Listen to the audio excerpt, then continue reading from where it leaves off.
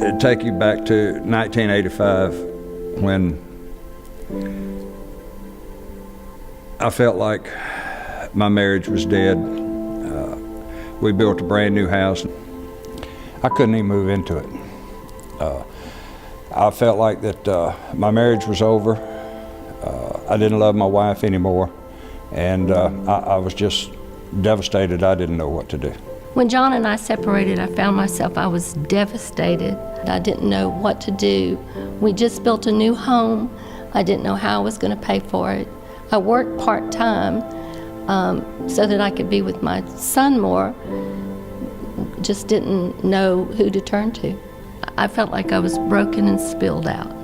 When we first separated, I believed that it wouldn't be long before we would be back together, but then the days turned into weeks, and the weeks turned into months, and then before I knew it, it was 3 years. The turning point in my life started when friends invited me to a small group at Northridge Church, and I began to go, and I began to learn the Word of God. I began to have hope again. I began to learn the Word of God and to learn how to pray, and there's power when you put the Word of God and prayer together.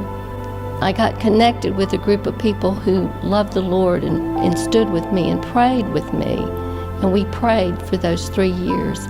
I got a call from Gloria one day, invited me to her church for a Christmas program that she was involved in, and I decided to go, and that really kind of started my turnaround.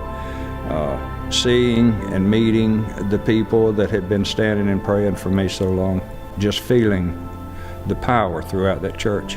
God had prepared me over those 3 years to want him to come back home.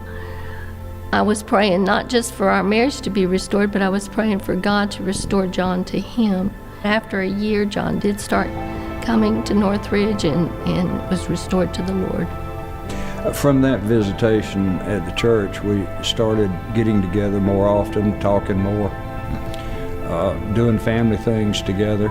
She and our son and I would get together and do different things, and one thing just led to another, and the Lord kept working in that situation until we finally decided that our marriage needed to be restored, and I asked if I could come home.